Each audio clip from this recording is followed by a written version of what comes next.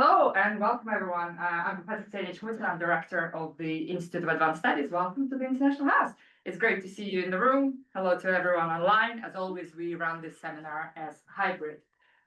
It's really wonderful to have our fellow Ardila today. Thank you so much for joining us today. We're looking forward to learning about your research. Just a couple of housekeeping rules before we start. So as a hybrid seminar, we are recording. But it's only the presentation that will be released on YouTube and as a podcast. So, when we come to questions and answers, please feel free to comment, ask any questions. It will be great. For those of you in the room, of course, the discussion will continue over lunch after the presentation and the formal Q&A session. For those of you online, please post your questions in the thingy at the bottom, the box at the bottom. Still don't know what it's called after a year and a half. We are monitoring the questions. Well, without any further words from me, I'd like to pass to Anna, who is hosting our talk today. Yeah, it is my absolute pleasure to introduce Ardila. So we've met relatively recently as part of an enriched program, which is an Academy of Medical Sciences funded initiative that brings together researchers from Taiwan and Malaysia and Indonesia. And we've had a couple of successful meetings already so far, and this is an extension of that collaboration we hope that will last as a legacy beyond the project. So Ardila has a very long and travelled history. So she's originally from Indonesia and did her bachelor's and master's degree at the Institute of Technology in Surabaya? No. Yes, it's yeah, Surabaya, yeah, which is we visited very recently. She had been a process engineer at Chevron before doing her PhD at Taiwan Tech and continuing on then at Taiwan Tech as a postdoc and a project assistant professor, and finally took on assistant professorship at Taipei Tech, and she's now been promoted to associate professor relatively recently. So continuing her work there. But I will now hand over for you to talk about your very interesting and varied research. Yeah. Thank you very much, Professor Anna, for kindly introducing me. This is very nice of you. And I would like to say thank you also for the IAS for welcoming me. This is very great journey. It was my first time I visit UK and then share with everybody. And thank you also for all of the audience here, to spend time to learn the research together with me. Yeah, so I think that today, I would like to bring it up the issue of the CO2 capture, because here, as we know that every year the CO2 consumption, it was increasing, and we can feel also it's climate change is easily. So all it's because of the human activities. So we consume the fossil fuel, and then even the airplane that somehow that I discussed about the CO2 capture, but I have to flew with the airplane. This is also consume one part, it's consume of the CO2. So we save our planet together. So I hope that we can extend some work together with the Lavra University. It's my pleasure. So I'm Ardila. You can call me Ardila. I think it's easy. Yeah. So today I would like to discuss about the novel generations of the sorbents capable of the capturing carbon dioxide using the ionic liquids and also diisopropylethylammonium-based solvents. I will focus on these two generations of the solvents because it's known, I think, in the chemistry, they try to develop some of the new green solvents, and it's easy to recover. So the first time that I would like to introduce a bit, yeah. So about Taiwan, it's quite far apart from UK. So I'm sorry, yeah, it's not reflected here. It's the UK and Taiwan. Yeah, so it's around 16 hours by the flight. Yeah, so I hope that one day you can visit Taiwan. And this is our icon building, it's Taipei 101. Yeah, so it's exactly 101 floor. So if you visit the Taipei, so please kindly visit us. So Taipei Tech, it was the location, it was in the heart of Taiwan. So it's quite convenient to movable. So it's a Taipei Tech here, so which is center, and then it's close to the airport and Taipei 101. So this is our first president. It's the President Chiang Kai-shek who found that democracy in Taiwan. Yeah. So in here that the history sums of my campus, like it start from the Japan at that time, historical of Japan is 1912. It was Taiwan Public Taipei Industrial School. Then in 1948, they changed to Taiwan Provincial Taipei Industrial College. And 1984, then it's moving to the National Taipei Institute of Technology at 1997. Then it's become Taipei Tech. So this is our logo of the university. It's quite close. And they have the historical building. This building, it's indicated that it's already developed 100 years, more than 100 years ago. So it's just a circuit symbols. And then the outlines, it was, we will discuss about global carbon dioxide emission, challenge green solvents in industry, solubility carbon dioxide in green solvents, CO2 utilization. So after we capture, then what we're going to do about our capture. So we can use many types of the applications in industry, even they already apply, like supercritical carbon dioxide in the many applications in industry, and also some conclusions. So as you know that, I think that all professors here and all of you know that the annual carbon dioxide emission, it was increasing.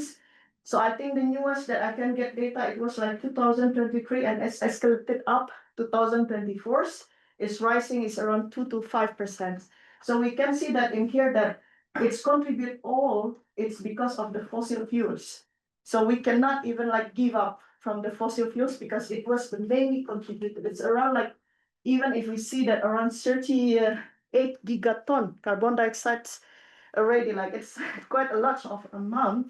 And then what we can do in here, that one way in the industry, and I think that a lot of the government's policy, like they try to capture, they try to apply one of the rules. I can see that zero carbon emissions. So they hope that industry can apply that, but I don't think that it will going to be zero because it's quite takes a lot of time. Even like we use the renewable energy, they still contribute on the carbon dioxide.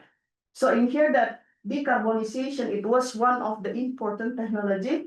So once I found that about UK announced the new UK target to reduce emission by 81%.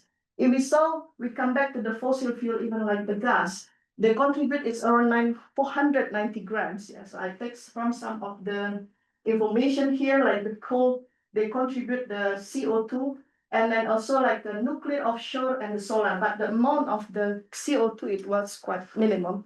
So even in Taiwan government, they try to have the policy, it's about the carbon dioxide tax for the company. So all of the company now, they should reduce the consumptions.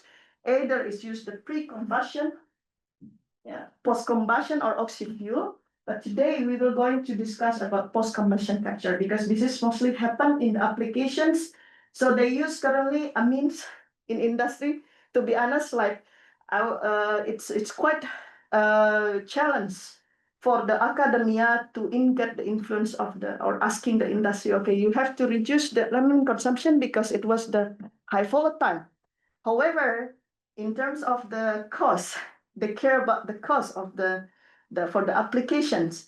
And for the amine solvents, they have the weakness because the regenerations, it takes a lot of cost. So then today, I will try to find some chemical sorbents, amine-based, but they still like, they have a low volatile vapor pressure because this is very important in the terms of the separation technology. Once we have the lower separation, lower vapor pressures, they can easily to separate the solvents and then from the CO2. So then we have the physical solvents like ionic liquids, biological buffer, and once the solvent, which this solvent, it will be helpful for industry to reduce the energy consumptions. Once we go to the chemical absorption, it will take a lot of energy and also cost for the separation process. So I think that about the green solvents in industry, the one that its criteria we would like to develop why it's green, it was non-volatile. We always claim it's non-volatile, but actually, indeed, we did have the vapor pressure, even it's very low. So today that I also would like to discuss about how we measure the vapor pressures in each of the green solvents that we synthesize and non-toxic. Now, this is the one that we hope that all of the green solvent, it should be non-toxic, non-flammability, biodegradability, renewable, stable is the most important. I think like once we synthesize or prepare of the solvent, it's quite challenging to get the stable, and especially like how many times of the cycle for the green solvent and eco-friendly. So there is a sum of the ionic liquids and also the deep eutectic solvent we developed. One, it was the ionic liquids and some of the typically conventional solvents to compare which one is better for the applications. And also we have the supercritical fluids. So these supercritical fluids, we call it, this is as a green also.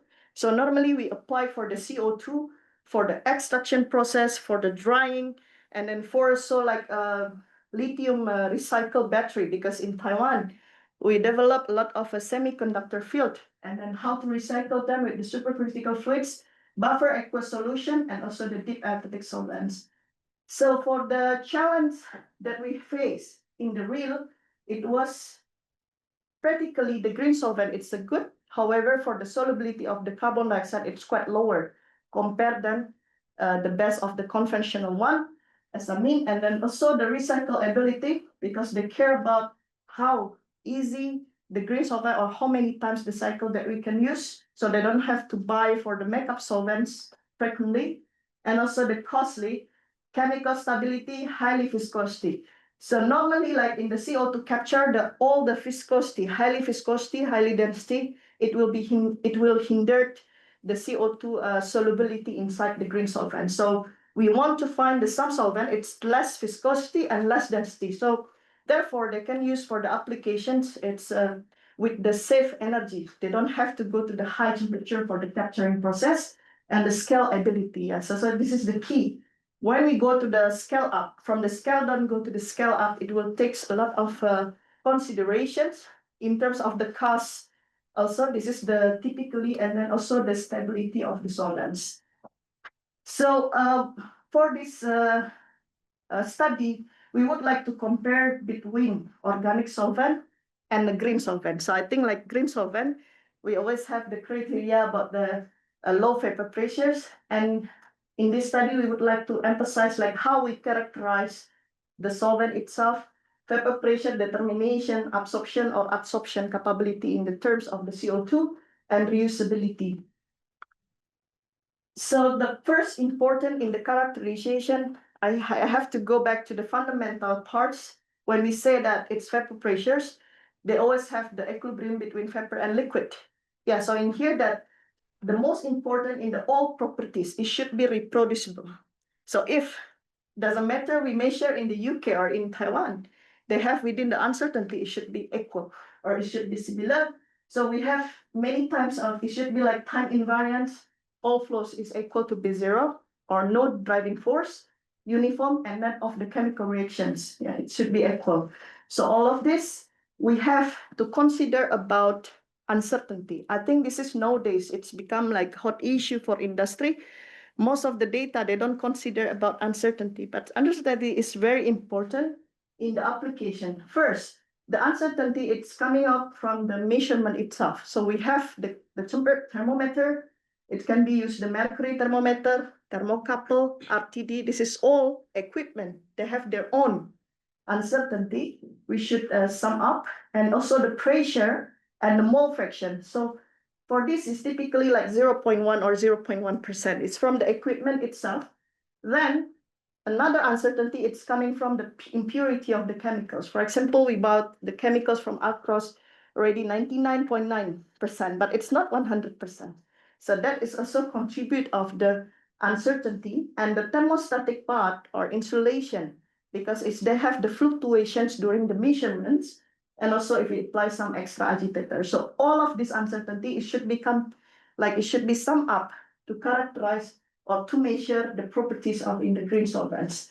So the first, like we use some example DS, but I think most of professors here and students, they know that how to synthesize or not synthesize, prepare of the deep eutectic solvent. It was the combination between two compounds, hydrogen bond acceptor and hydrogen bond donor. So one of the represents, we use dodecanoic acid and octanoic acid. Yeah, so this, why we choose this DS, the first, before we select the deep eutectic solvent, we do the Cosmo to select and to see the energy, exactly energy interactions between your compound and then your DES. So more, less energy, or they are more negative, they are more favorable for the interaction. So in here that we can prepare some of the dodecanoic acids with the sum of the molar ratio. So in here, I will use, for example, 1/2 molar ratio interactions.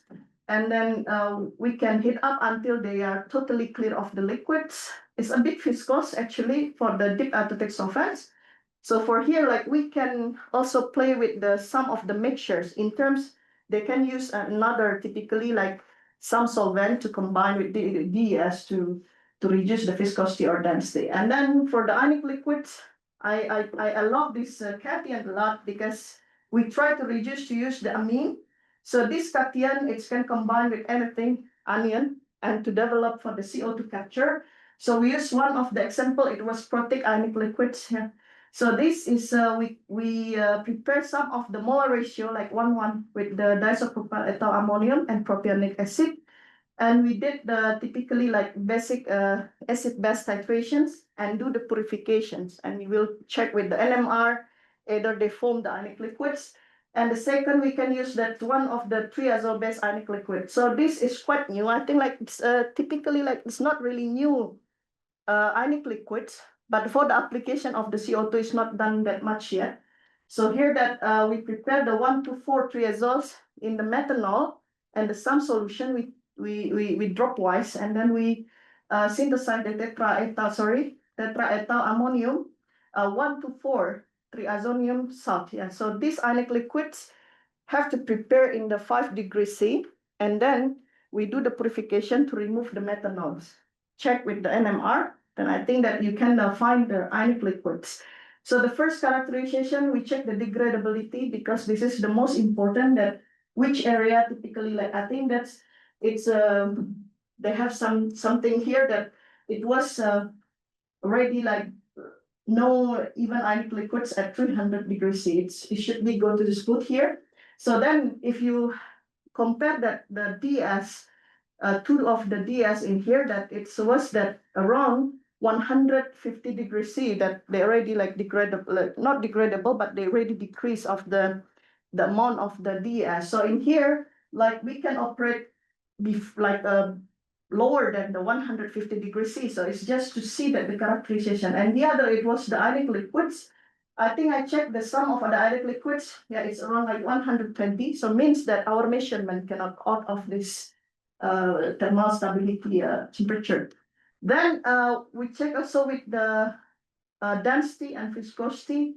Sorry, this should be density. And then density with the temperature, when we increase, then it would be a little bit lower slightly. But if you compare with the conventional solvent, so actually like the DS is mostly, and the ionic liquid is quite, ionic liquid is lower, but the DS, it's quite a little bit higher compared than the MEA. Yeah? So it means that this is a big task if the industry or in the application, we want to use this. So they have to consider to operate at a little bit higher temperature.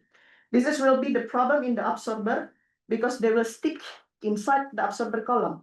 So there, we can see also from the viscosity, that from the viscosity, we can observe that for the dodecanoic octanoic acid, it will be the mostly highest viscosity compared to the other solvents. Yeah, so in here that, I'm sorry, this should be viscosity. And then if before we do the experiments, that we check with the typically some of the conventional solvent to validate that its equipment, it's capable to measure our data or not. So we can see that some conventional solvent to compare, the first it was 1,2-propanediol and the other is CO2 and ethanol. So we can compare with the literature that we can see the trend or not, because like if we measure some of the solvent and the trend it was out of exactly, it's not similar, means that your equipment have some problem. So mostly the equipment in our lab, we assemble by ourselves and we combine together and to measure the vapor pressures or some VRE from the system, binary systems. So first, for the determination of the vapor pressures, we can use this equipment.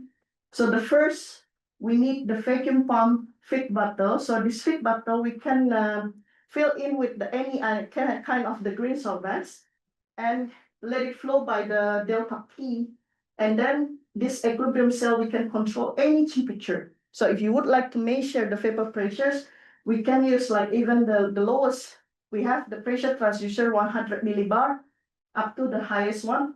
So we can see that the pressure observation and verification, the composition analysis, either we want to check that is it any degradable in our component or not. So before and after we have to check our composition, it should be similar.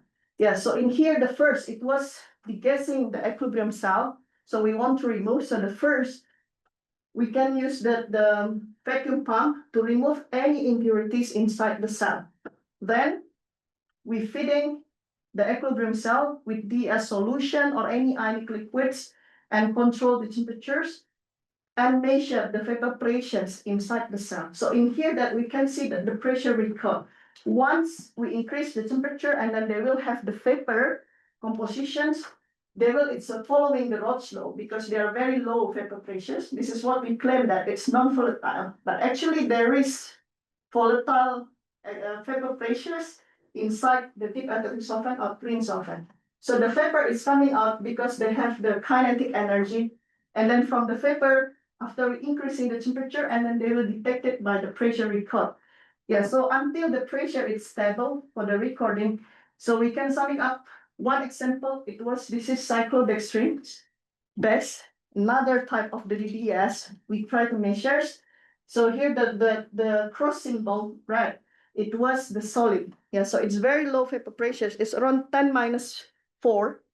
Then we the triangle blue one, it was the 1,2-propanediol. So the total vapor pressure, it was once they combine together, they have some interactions in the hydrogen bonding and the van der Waals interactions, and then it will become shrinkage. So the total vapor pressure is lower than their own conventional, their own individual component. Yeah, so this another also, we try to compare with another type of the DES and ionic liquids, and it showed that the ionic liquids also, and then the cyclodextrin, it was the lowest vapor pressure. So the highest, if we compare with the monoethanol amine, 38.59 kilopascal at what 400 K. Yeah, so in here that we can confirm that the conventional one, yeah, this is what we want to reach in the application. So we can replace with something like DS, even though based on the monoethanol amine, but the total vapor pressure is much lower. So if you see that the blue one, if we compare, yeah, we can see that it's almost like some percentage in here, like 10 kilopascal reduced. So here we can play with the sum molar ratio and also or to replace the ionic liquids if they are permissible for the CO2 capture. And we can try to measure also with the high pressure densimeter. So this is in extreme conditions, because before we use is only up to, we don't play with the pressure. Yeah, so in here that we can use this equipment to operate up to the 500 bar to see the properties of the green solvent. So in here, the process of this equipment, we have the vacuum pump here, and then we inject the green solvents, and once increase and then control the temperature, we can observe for the high pressure density. So this is one of example of the high pressure density. We also compare with the different types of the DES and ionic liquids. One is when we try to increase the pressure, the density is slightly increased. So in the flue gas, we don't operate at 1 bar. So in this case, that it will be helpful to see the properties. Like for example, like in the flue gas, we see that the CO2 capture is up to 20 bar. So here that once we increase, we have to have the slightly also considerations about viscosity and density.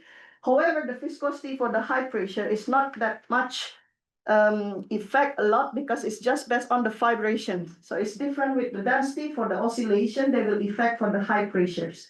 So once we try for the applications, after we select some of the CO2 capture, the case study, second one, we try to measure the green solvent absorption capacity in the CO2 capture.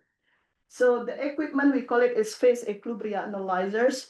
Inside the phase equilibria analyzer, you can see the transition of the phase, bubble point, critical points, or dew points. So since that we concern on the CO2 capture, it will be like bubble. It will be a very fast transitions that we would like to achieve. So this equipment, it can be operated up to 500 bar and 473.15 K. So the first, like the same, we would like to remove the some impurities inside the cell. Then once we inject it inside the cell of our component, so in here that we can see that it starts with the single phase. So there is camera here that connected into to the monitor. So we can see exactly what happened phase behavior inside the cell. So once we reduce the cell, so we have the transition in here. One example, we have the bubble point, vapor liquid equilibrium at 0.1006 mole fractions of the CO2. This is one of a DES example. So we can see that the carbon dioxide plus DES, the first, it was from the single phase. So it's nothing that we can see in the still homogeneous phase between the DES and the carbon dioxide. Once we reduce the pressure, we will have the vapor liquid transitions in here. So we can see that on the top of the cell, they have a single bubble, single stable, then we record it as the bubble pressures. So means that this DES, they're capable to absorb the 0.1006 mole fractions at the 0.77 megapascal or 7 bar. So this we can see that the capability of the solvents. If the pressure it's higher in the some specific of the solubility, means that the solvent is not quite good enough. So it's if you can capture the 0.1 mole fraction CO2, but you need the pressure it's quite lower, so it means that it's favorable. Because we don't want to have the high energy. Second, it was this application. It's for extractions. Normally for the DES to separation process, we can use some selection of the dew points. We can see it start from the homogeneous phase. When we decrease the pressures, we can observe the some liquid in the bottom of the cell. So when they start to change the phase from the vapor phase, go to the liquid phase, and then we can record it as a dew point pressures. So practically the transition, it's like this. So the black one on the bottom here, they start to have the liquid phase from the vapor phase. So it's typically the transition for the dew point. It's from the golden or from the black, and then they go to the start to have liquid in the bottom. And another, it was critical point. It was the interesting things, not only for the CO2 capture, but for the separation process. All of the data, it's a very limit, especially for the critical points. It's true that we can use the functional group to predict the critical points, but is it correct?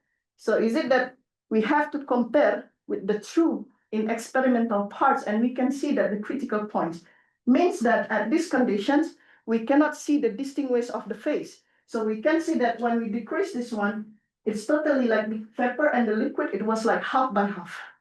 So we cannot separate easily. So therefore, in the such kind of the phase equilibria, for the absorption methods, we can use the bubble points.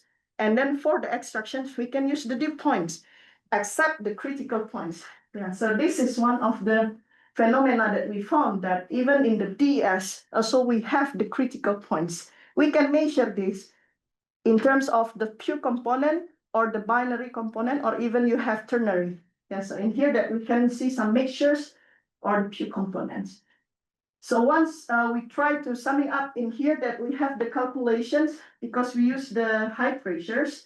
So Penrose-Robinson equation of states, it works well for this DES and then CO2. Once on the representative in here, I use the thymol, octanoic, dodecanoic, octanoic as the representative.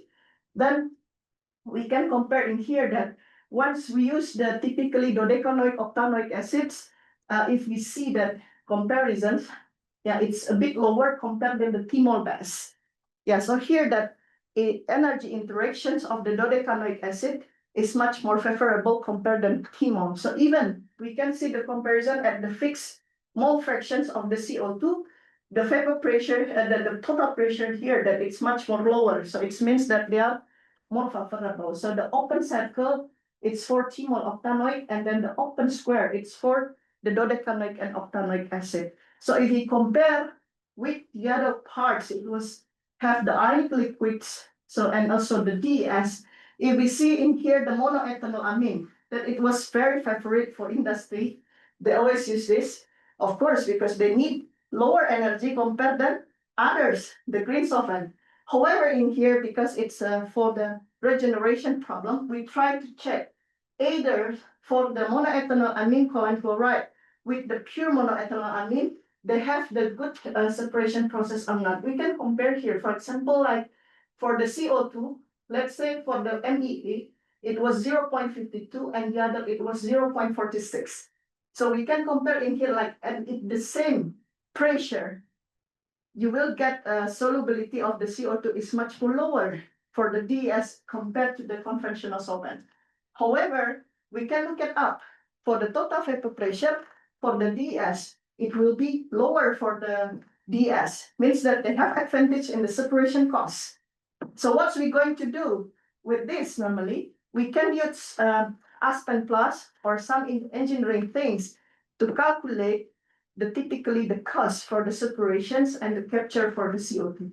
So from these simulations, we will get normally binary interactions parameter or BIPS to calculate the calculations of the cost in the CO2 capture technologies. We also try to compare if we try to increase the chain length of the ionic liquid, and we found that it was favorable use the short chains because the pressure here is much more lower at the same specific concentrations. And we use also biological buffers like EPPS, bysins. This is kind of the goods buffer. We use many typically in biological applications for this goods buffer. However, for the CO2 capture is quite unfavorable because here that we can see at the some specific concentration, the high pressure is required. So it means that it's consumed a lot of energy compared if we compare with the ionic liquids. We just need the 4.41, 44.1 bar, but we can capture around 0.5. So the loading is more than 1 already. So it's actually like if we calculate based on the solubility, it's high.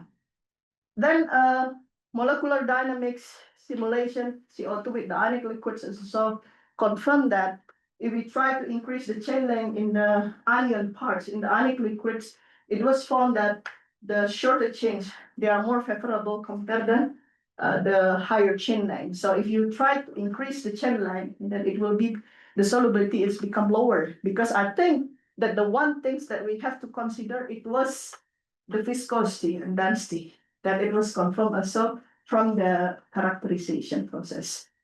Then the third one, we try to use adsorption and frameworks, flexibility in the metal organic frameworks. So before it was absorption, and then we go to the adsorption. So this equipment, it can be used for the adsorber. So we can put some of the material here. You can use the metal organic frameworks or even the mesopores material. So inside, and then we can measure the capability of the CO2 by the gas chromatography by online. And this study we confirm also with RASPA simulations for the gas absorption flexibility for the CO2 capture.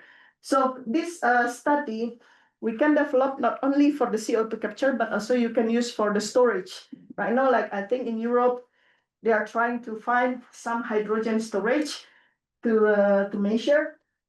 So the first that we compare, it was, we synthesized the ZIF-8, one of the some pristine materials, and we encapsulate it with the ionic liquid. So we choose the best ionic liquid from the previous study and try to encapsulate it.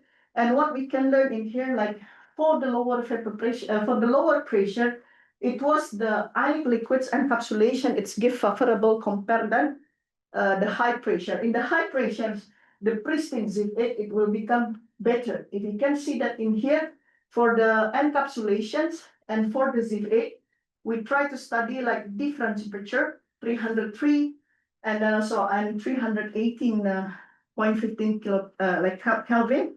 So for this open square, it represents about the pristine ZIF-8. For the circle, it was 5%, 5 mass percent. So we put the encapsulation, and for diamond, it was 10 mass percent, and we try to encapsulate it with the highest 13 mass percent of the ionic liquids. And we can observe that below 20 bar, the trend it was the 30%.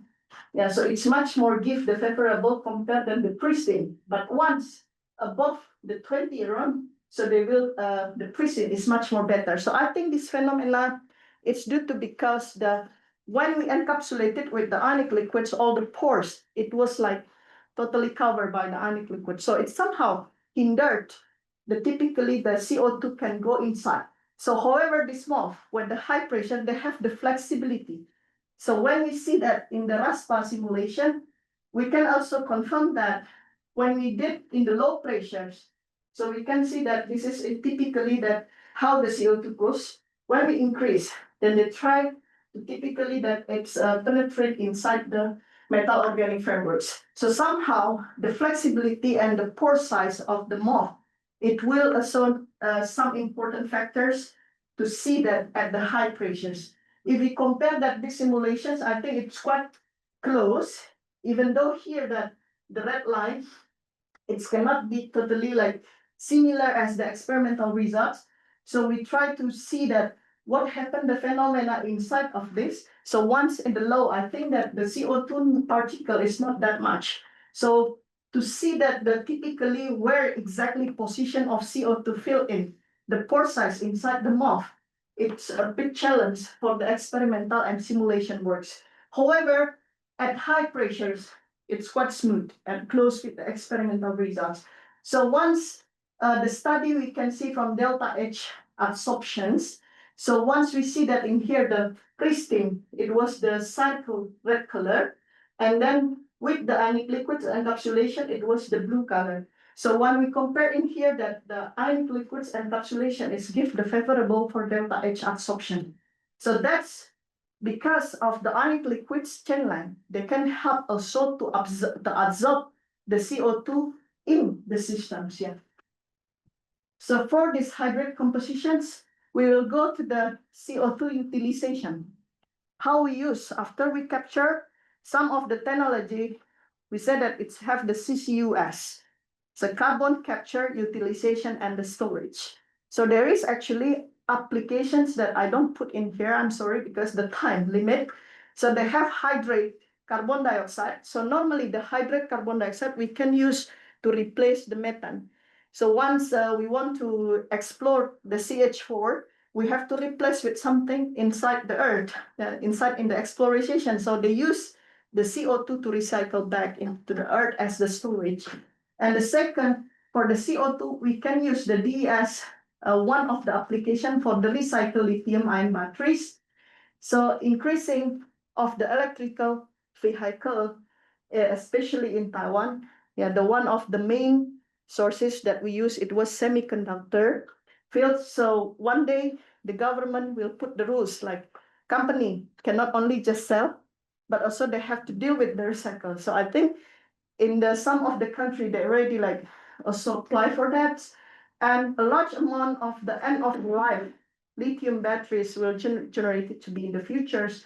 There is a lot of issue for this because environment, shortage of the raw materials such as lithium, nickel, and cobalt. So I think this metal, one day, it will be famous. Yeah, so we have to think that how to recycle them back. So there is a lot of type method that possible to recycle, like pyrometallurgy, hydrometallurgy, and direct recycling. Yeah, so this is the most hope. Yeah, direct recycling is the best. However, to achieve that, it's quite difficult in terms of the purity. One of the case that in the company they use the lithium batteries, they do the recycle or reuse. The problem it was the lithium battery somehow goes fire by themselves. This is its cause because the purity is not that pure for the lithium battery. So they reuse perhaps the impurity still there. So once they apply in the lithium battery for the second cycle, it's happened. So this is like just know that we face also like electrical buses, they are burned by themselves. Yeah, so it's nothing effect because of the purity important. So here we have to consider about also like direct recycling, the regeneration, it's important, how pure it is. So the first, we can try to study about the screen, the typically the solvent that we want to use for the recycling. I think this is currently under study. So the first we use, it was the ionization potential, because here that one of the screening is, we can use the cyclic voltammetry to see that if you have the highest ionization potential, that it will be helpful for your deep eutectic solvents. And also for the recycled battery, we can play with the temperature, of course, the pressures, and also your pH pattern. So in this case that we try to recycle, I get the spent battery from the company with some specific compositions, and we try to apply in the deep eutectic solvent and observe the FeSEM after leaching. So we can see that in here that typically like all the lithium cobalt oxide, it was covered by the deep eutectic solvents. We did before and after to confirm. And then after that, how the leakage after the extraction, it's separate from the deep eutectic solvent or the green solvents. So most of that, we cannot only just taking care about how to extract, but also like how to reuse our solvent.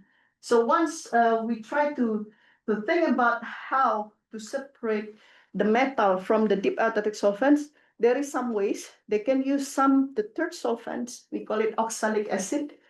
Yeah, so they can separate the metal from the inside DES. And the second, it was apply the supercritical carbon dioxide. So it's like supercritical anti-solvent to remove the metal ores inside the deep eutectic solvents, and you can capture again. So we can observe like they have the some lithium. I just apply for the ZAM 0.1 grams of the lithium cobalt oxides inside the 10 milli of deep eutectic solvent. That's why we get some small number as a representative. So for the supercritical anti-solvent, we can use to recycle for the DES. So we observed that the performance of the deep eutectic solvent we use here, because acetic acid base, it's a good for the lithium for the pH lower pH. So we try to use the supercritical fluids. If we compare that, the atmospheric normal pressure and the supercritical fluids, they have the high lithium extractions compared to the normal pressures. So in here it's promisable, because like when we try to apply for 1 hour, they are almost like 99% for the achievement of the lithium. And this is also confirmed with the cobalt extraction. So the cobalt, it was around 98. It's slightly a bit different with the cobalt extractions and lithium extractions. So we try to also cover with the nickel, but it's still on the study for the nickel. So we cannot only just focus on lithium and cobalt. So once in the spent battery, nickel, it also will be the future, how we recycle of the nickel problems. Then the another applications that we try to use, it was to apply the supercritical CO2 for delignifications of the rice husk. So the biomass, I think in the Europe, we have a lot of bunch of the biomass availability. Then we can try to use to figure out how to apply the biomass waste into the some of the good materials or some of the profit material to reuse. So in here that we apply supercritical carbon dioxides, and then we calculate for the yield and products, and then regenerations of deep eutectic solvents. For this study, we can cover two parts. One is soluble lignin inside the DES.